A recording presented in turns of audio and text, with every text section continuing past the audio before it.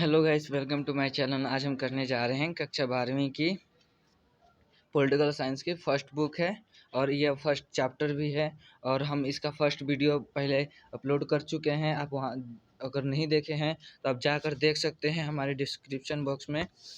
उसमें हमने बताया है सोवियत प्रणाली क्या थी। उसमें हमने सोवियत प्रणाली की क्या है, यह क्या है, सोवियत प्रणाली क्या थी और इसके सामाजिक, आर्थिक और राजनीतिक पक्षों पर भी ध्यान दिए थे कि यह किस तरह से मजबूत हुई थी और ये किस तरह से विश्व की दूसरी महाशक्ति थी। और हम देख चुके हैं कि कैसे धीरे धीरे हो करके उसकी सोवियत संघ का विघटन होने लगा। और हम यहाँ पे देखेंगे। अब हम अपना वीडियो शुरू करते हैं। मिखाइल गोर्बाचेव और सोवियत संघ का विघटन कैसे हुआ, कैसे, अब हम देखते हैं आगे।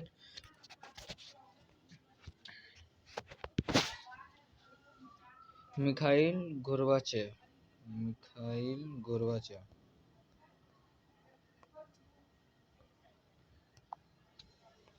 मिखाइल गोर्बाचेव ने इस व्यवस्था को सुधारना चाहा। वे 1980 के दशक के मध्य में सोवियत संघ के कम्युनिस्ट पार्टी के महासचिव बने।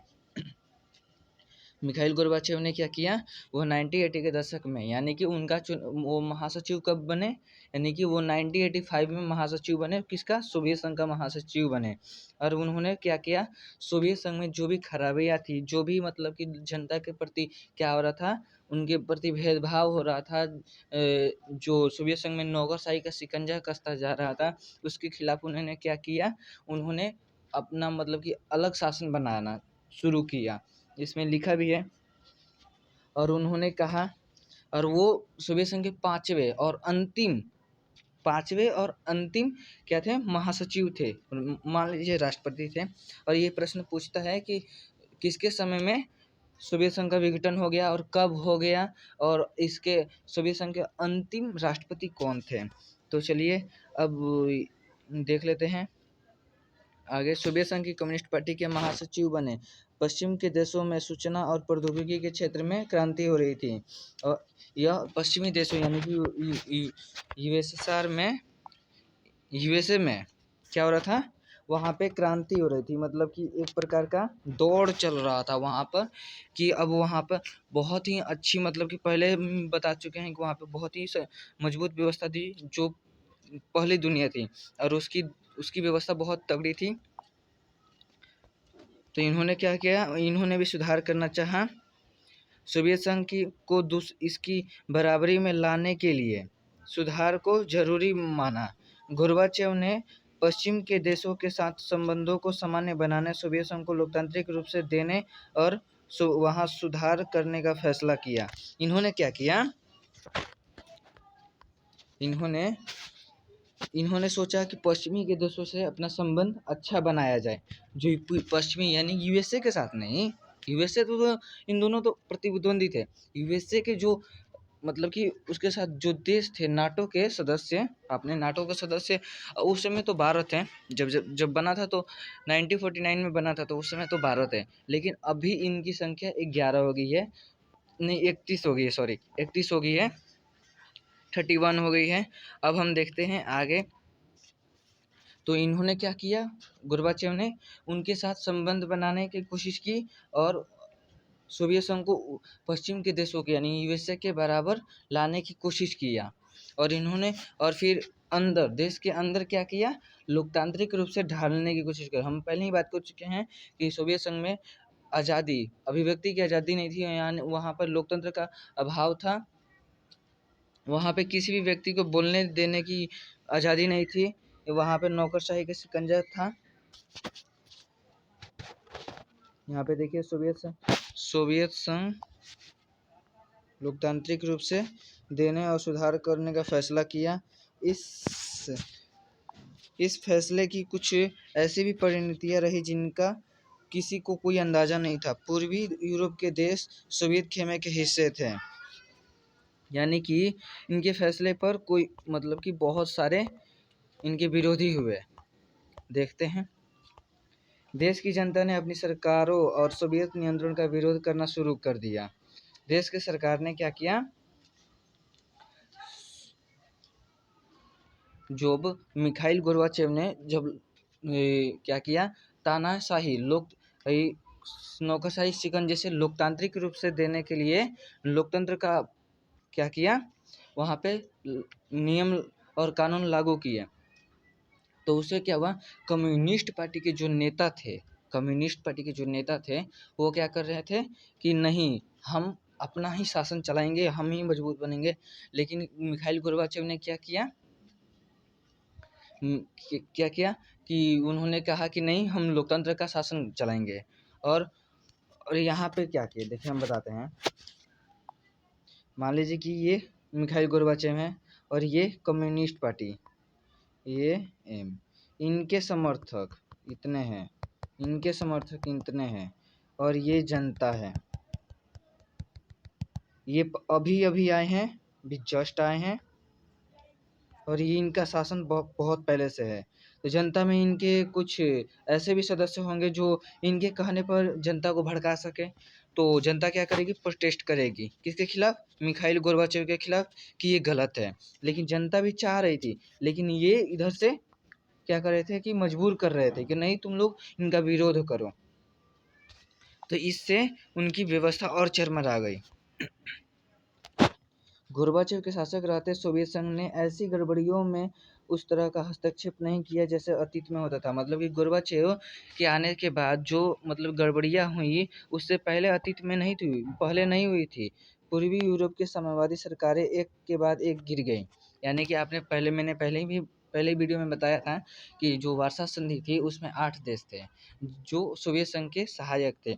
तो उन्होंने क्या किया, जब सोवियत संघ में क्या हो रहा था कि प्रोटेस्ट हो रहा था, सरकार के खिलाफ क्या हो रहा था, कार्रवाई हो रही थी, जनता सरकार की बातें नहीं मान रही थी।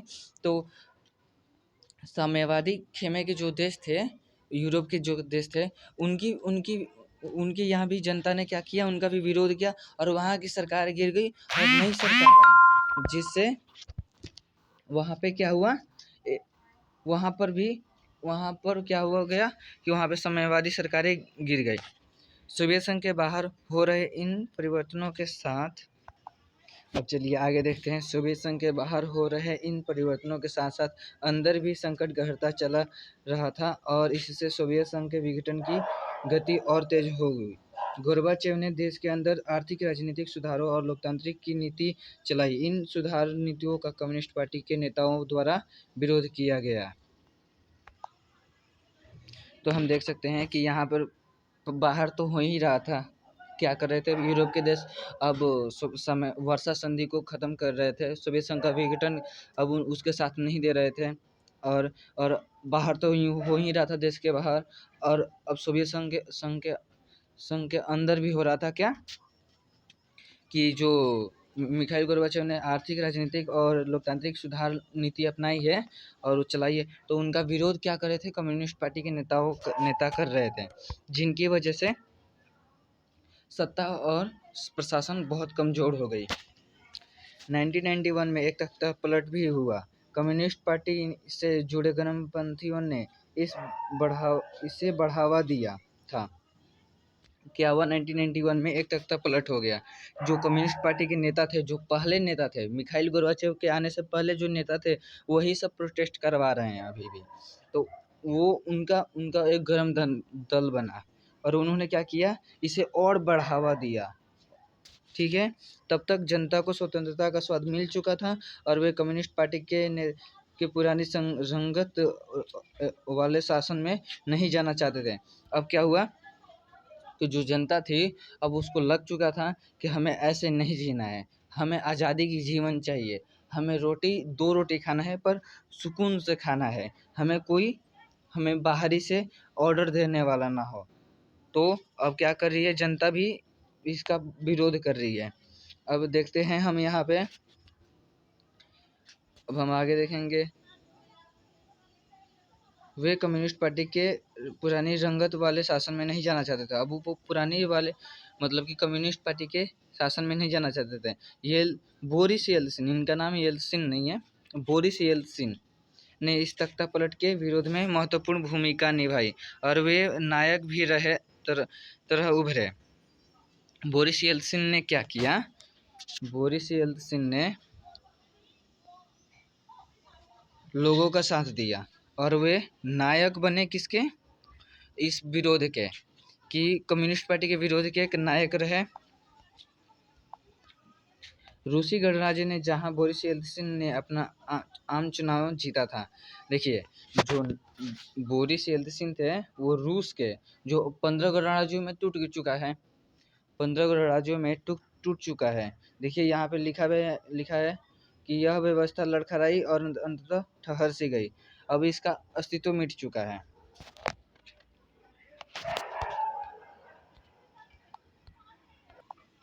बोरिस येल्त्सिन ने क्या किया, इसका विरोध किया और जनता का शासन किया, जनता का क्या किया, उन्होंने समर्थन किया। और ये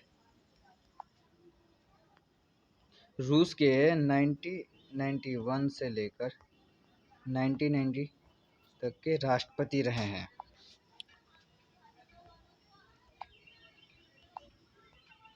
आगे चलिए हम देखते हैं।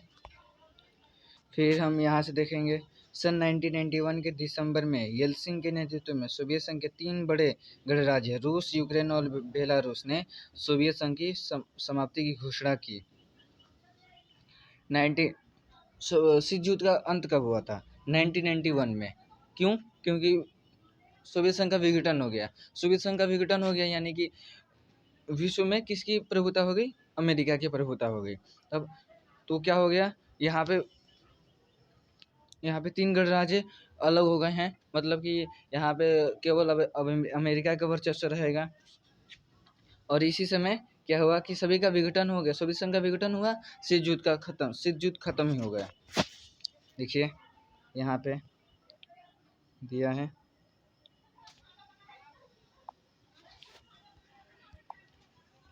और इन्होंने कब की है घोषणा, 1991 में।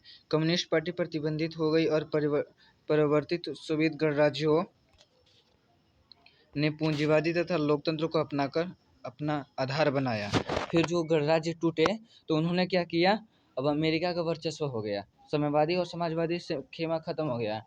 तो आगे आप पढ़ेंगे कि कैसे अंतर्राष्ट्रीय मुद्रा कोष ने यानी कि IMF ने यह सभी गणराज्यों का आदेश दिया कि आप पुराने सोवियत गणराज्यों को के मॉडल को अपना छोड़कर हमारा मॉडल अपनाइए, पूंजीवादी लोकतंत्र को अपनाइए।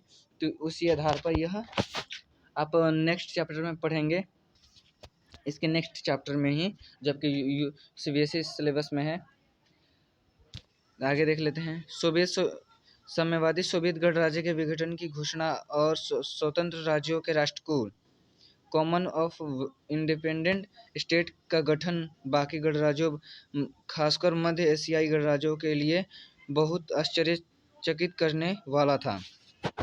जो साम्यवादी खेमे के जो राज्य थे, गणराज्य मतलब देश थे, अब उनका विघटन हो गया और उन्होंने क्या किया, एक कॉमन ऑफ इंडिपेंडेंट स्टेट्स मतलब कि अपना एक अलग राज्य बनाया और आज़ादी, इंडिपेंडेंट मतलब कि स्वतंत्र राज्य बनाया। इसको देख के मध्य एशियाई वाले देश आश्चर्यचकित हो गए। जो मध्य एशियाई वाले देश थे यानी कि आप देख सकते हैं कि इधर जो अमेरिका के शासन, जो अमेरिका को जो मानते थे चाहे या गुट निरपेक्ष जो देश थे, वो आश्चर्यचकित हो गए कि ये क्या हो रहा है। गुट निरपेक्ष देश थे NAM, आप जानते हैं, नॉन मूवमेंट एलाइजमेंट। ये वो थे जो कुछ ऐसे देश थे जो किसी खेमे में नहीं गए थे, वो उन्होंने अपना एक अलग खेमा बनाया। यहाँ पर हम देख सकते हैं सोवियत संघ के विघटन के बाद समय में पूर्ववर्ती गणराज्यों के बीच एकमात्र परमाणु शक्ति संपन्न देश का दर्जा रूस को मिला। उसने अमेरिका के पश्चात परमाणु निशस्त्रीकरण की दिशा में कुछ कदम भी उठाए। सोवियत संघ अब नहीं रहा, वह दफन हो चुका है। जो 15 गणराज्य थे सोवियत संघ के, उनमें सबसे शक्तिशाली गणराज्य था कौन सा, वो था रूस था। तो उसको परमाणु शक्ति संपन्न देश क्यों माना गया, क्योंकि वहाँ पे उसके खनिज संपादन और उसके भंडार थे वो बहुत ही अच्छे थे, जो उसकी आर्थिक व्यवस्था थी वो बहुत अच्छी थी। तो हम देख सकते हैं कि अब यहाँ पे चैप्टर का अंत तो नहीं हुआ, हमारा टॉपिक का अंत हो गया। इसी के साथ हमारा वीडियो भी अंत होता है और हम अगला करेंगे सोवियत संघ का विघटन क्यों हो गया।